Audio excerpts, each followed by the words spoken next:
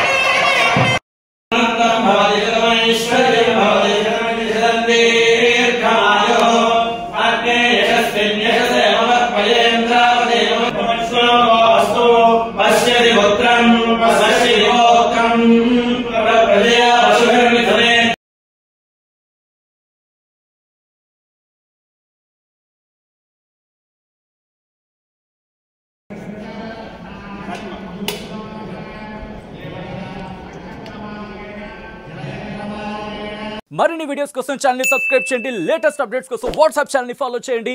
And link description లో ఉంది.